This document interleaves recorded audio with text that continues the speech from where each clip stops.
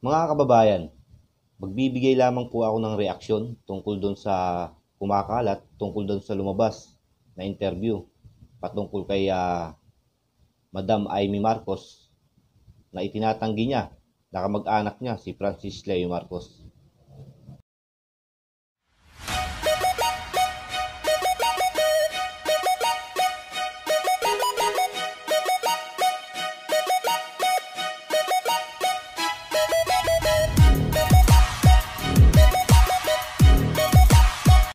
Siya nga pala mga kababayan, ang video po na ito ay nirequest po sa atin ni Mama Ready in Red Forte. Ma'am, pasensya na, ngayon ko lang nagawa yung reaction video na to. Dahil lately, busy po ako sa pagbibigay ng tulong sa mga kababayan nating mahihirap. Kaya pasensya na po, pero ngayon, nagawa ko na. Magbibigay na po ako ng reaksyon tungkol dun sa pagtanggi ni Amy Marcos patungkol sa tanong ni Deo Macalma na kung kamag-anak raw niya si Francis Leo Marcos. Unang-una mga kababayan, actually ayoko na talaga sana na gumawa ng reaction video tungkol dito. Sapagkat gaya nga po ng sinasabi ko, noon mga nakaraang vlog ko patungkol kay Francis Leo Marcos, leave it to them. Problema po ng pamilya yan. Problema po ng pamilya Marcos yan. Problema po ni Francis Leo Marcos din yan. Kung magkamag-anak man sila o hindi, hayaan na po natin sila. Irespeto na lang po sana natin yung kung ano man ang lumalabas sa kanilang pananalita kapag sila ay tinatanong ng media. Pero sa pagkakataong ito, dahil may nag-request po sa atin, pagbibigyan po natin.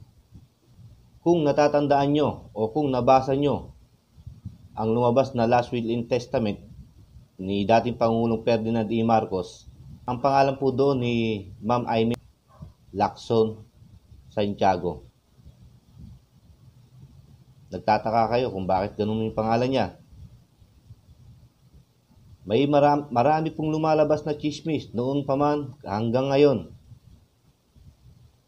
na si Ma'am Amy Marcos ay hindi anak ni dating President Marcos. Siya daw po ay anak ni dating Manila Mayor Artemio Lacson. Kaya kung makikita nyo sa last will and testament, Lacson ang apelyido ni Amy Marcos. Pero hindi ko po sinasabi, uulitin ko mga kababayan, hindi ko sinasabi na totoo na anak siya ni Lacson o totoo na hindi siya anak ni dating President Marcos. Wala po tayong karapatan, wala po tayong pahintulot na magsalita in behalf of the family, in behalf of the first family patungkol po sa mga ganitong issue. Ang pag-uusapan lang po natin dito ay base lamang po sa ating mga paniniwala. Bawat tao may kanya-kanyang paniniwala, bawat tao may kanya-kanyang suhestyon, bawat tao may kanya-kanyang paninindigan. Ang sasabihin ko po, ang lahat po na sasabihin ko sa video na to ay base lamang sa aking paniniwala, base lamang sa aking obserbasyon. Bahala na po kayo ang humusga kung tama man ako umali. Ilagay nyo na lang sa comment kung tama ba yung ginawa ko, kung tama ba yung comment ko. Saka natin pag-usapan mga kababayan. Kung si Amy Marcos nga ay hindi nga po anak ni dating Ferdinand Marcos, natural, itanggi niya na kamag-anak niya si Francis Leo Marcos. Sapagkat hindi niya nga naman talaga ito kapatid. Hindi nga siya totoong parte ng Marcos.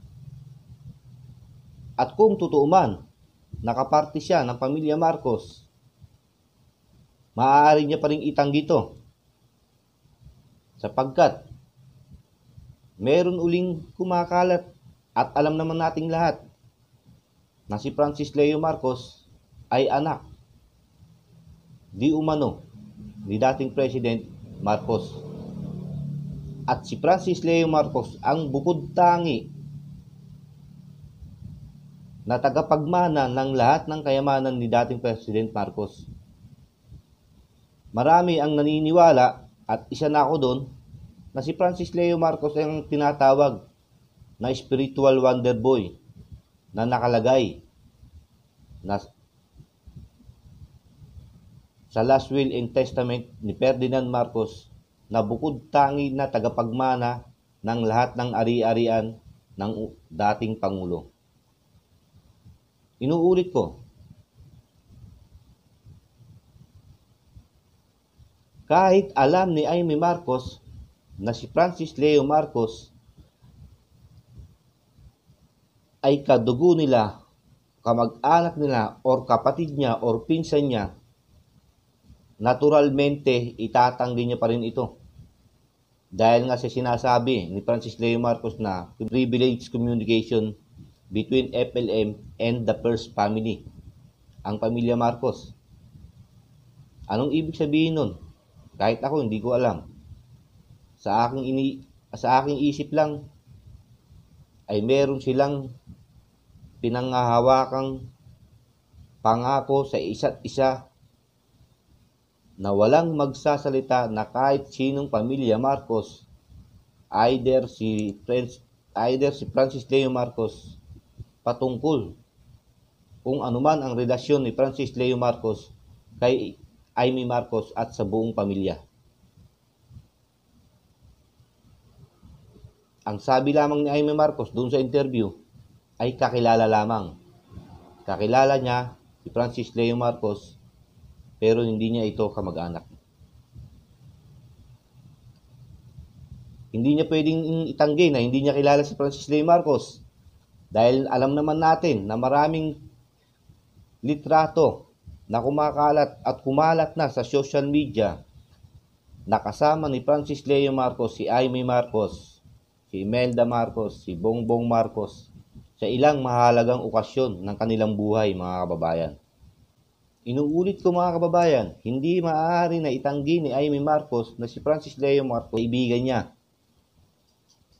Okay, pag walang problema, itinanggi niya si Francis Leo Marcos bilang kamag-anak niya. Pero kung itatanggi niya na si Francis Leo Marcos ay hindi niya kakilala, ay malaking kabulaanan na po yun, mga kababayan. Kung natatandaan nyo, nung naglabas ng statement si Atty. Glenn Chong, sinabi ni Glenn Chong na si Francis Leo Marcos ay napakalaki ng naitulong sa kampanya ni Glenn Chong at ni Amy Marcos noong kumakandidato sila ng senador. Meaning to say, magkakilala, malapit sa isa't isa si Amy Marcos at si Francis Leo Marcos. Isipin nyo na lang, laging itinatanggi ng kahit sinong membro ng pamilya Marcos si FLM. Pero ang hinihintay kong video, ang hinihintay kong itanong ng mga malalaking social media outfit sa kahit sinong pamilya Marcos, papaano nila pasisinungalingan ang mga sinabi ni Francis Leo Marcos sa mga ilang video na kumakalat ngayon sa social media o sa YouTube man. Unang-una, yung video na galing mismo kay Francis Leo Marcos na sinabi niya doon sa lumabas na voice tape di umano ni Francis Leo Marcos, na sinabi mismo ni Francis Leo Marcos na si Amy Marcos ay hindi anak ni Ferdinand Marcos. Siya ay anak ni dating Mayor Artemio Lacson. Hinihintay ko na may magtanong sa kanya ganon. Pangalawa, yung video na lumabas na habang kumakain si Francis Leo Marcos at kausap mismo si Imelda Marcos, si Madam Imelda Marcos mismo ang kausap ni Francis Leo Marcos, at sinabi ni Francis Leo Marcos na yung asawa mismo ni Bongbong Marcos ay nangungutang sa kanya ng 40 million pesos. Nakita nyo, kung napanood nyo yung video na yun, mga kababayan, mismo si dating First Lady Imelda Marcos hindi nakapagsalita. Nasa harap niya na si Francis Leo Marcos. Pwede niyang kontrahin niyo kung hindi totoo. Pwede niyang magalit. Pwede siyang magalit. Pwede niyang murahin. Pwede niyang pasinungalingan ang lahat ng sinabi ni FLM. At imposible naman. Imposible na hindi napanood ni Bongbong Marcos yung video na yun. Or ng mga anak niya, or nung ibang mga kamag-anak nila. Bakit hindi pa rin pinapasinungalingan ni Bongbong Marcos yung aligasyon na iyon ni Francis Leo Marcos na ang asawa niya ay nangutang ng 40 million? O diretsahin na natin mga kababayan. Yung mismong asawa ni Bongbong Marcos, bakit hindi itinanggi yung sinabi ni FLM na ito? Na nangungutang siya ng malaking halaga ng pera kay Francis Leo Marcos. Hindi ho ba kung hindi ito totoo? Ora mismo ko, for example ako, pag napanood ko yung video na yun, automatic tatawag ka ng media. Magpapa-interview ka. Pasisinungalingan mo ang lahat ng sinabi ni FLM. Pero ni isa sa kanila, walang nagbigay ng pahayag, walang nagbigay ng kontra salaysay sa mga sinabi ni Francis Leo Marcos. Lagi nilang sinasabi pag may interview, hindi namin kamag-anak si Francis Leo Marcos. Kakilala lang namin siya.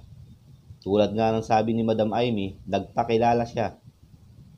Naging kaibigan, tumulong sa kanya sa kampanya. Hanggang doon lang. Inuulit ko mga kababayan, kapag usaping Marcos na at usaping pampamilya na, last na video reaction ko na to na gagawin patungkol sa pamilya Marcos at patungkol kay Francis Leo Marcos, kung anumang ugnayan meron sila sa isa't isa. Kung anuman ang namamagitan kay Francis Leo Marcos at sa pamilya Marcos, wag na po natin pakialaman yan mga kababayan. Pampamilyang usapin yan mga kababayan. Hayaan na natin silang pamilya. Kung meron mang lihim sa pamilya nila, hayaan na natin, irespeto na natin. Ang pakialaman natin bilang mamamayan ay makatulong ka sa ating bayan.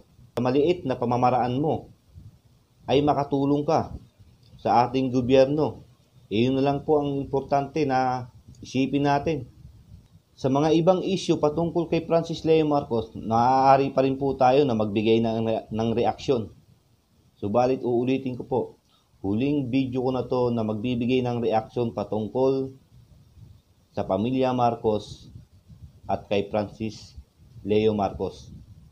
Ang isipin na lang natin ngayon at ipagdasal na lang natin na sana ay makalaya na si Francis Leo Marcos para marami pa siyang matulungan ng mga kapuspalad ng mga kababayan nating Pilipino. Mga kababayan nating Pilipino na hindi napapansin ng gobyerno. Mga kababayan nating Pilipino na naghihirap na kailangan ng tulong ni Francis Leo Marcos.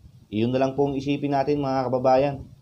At doon po sa mga kababayan natin at doon po sa mga supporters, sa ibang supporters ni Francis Leo Marcos, pakiusap naman po, huwag po tayong magalit sa kahit sinong miyembro ng pamilya Marcos. Kay Ma'am Imelda, kay BBM, kay Ma'am Amy, wag po tayong magalit sa kanila kung itinatanggi man nila na kamag-anak nila si Francis Leo Marcos. Ulitin ko, ipaubaya na lang natin sa kanila yan mga kababayan. Wala naman tayong karapatan na panghimasukan yung personal na buhay nila.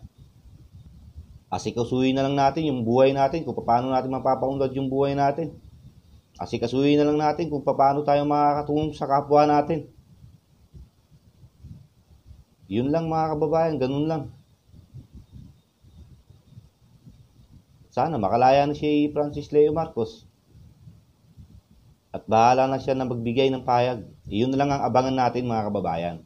Abangan na lang natin kung sa paglaya ni Francis Leo Marcos. Abangan natin lahat ng sasabihin, lahat ng ibibigay na pahayag ni Francis Leo Marcos. Yun, hanggang doon lang muna tayo mga kababayan. Inuulit ko, lahat tayo supporters, lahat tayo nagmamahal, lahat tayo humahanga, lahat tayo ay naniniwala kay Francis Leo Marcos. Pero kung usaping pamilya, wag na po tayo makialam mga kababayan dyan.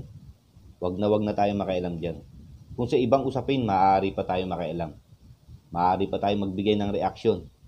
Maaari pa tayong sumang-ayon. Maaari pa tayong kumontra. Hanggang dito na lang muna mga kababayan. Inuulit ko, maraming salamat nga pala kay Mama Ready in Red Forte sa nag-request ng video na to. Maraming salamat po sa pagsubaybay nyo. Maraming salamat po sa mga nanonood ng aking video. Sana naman po ay mapanood nyo rin po yung ating mga humanitarian acts, yung mga video natin ng pagbibigay ng tulong sa mga kapwa nating may hirap na mga Pilipino. Sana po mapanood nyo yun mga kababayan. Yun lamang po. Ako nga po pala si Leon Say. I-like nyo po yung video na to. I-share nyo po. Pindutin nyo po yung notification bell sa mga hindi pa nakasubscribe sa akin para maging updated kayo sa mga susunod nating video. At sa mga hindi pa nakasubscribe, mag-subscribe na kayo mga kababayan para marami pa tayong matulungan na mahihirap na nangangailangan ng ating tulong. Muli po, mabuhay po tayong lahat. Salamat.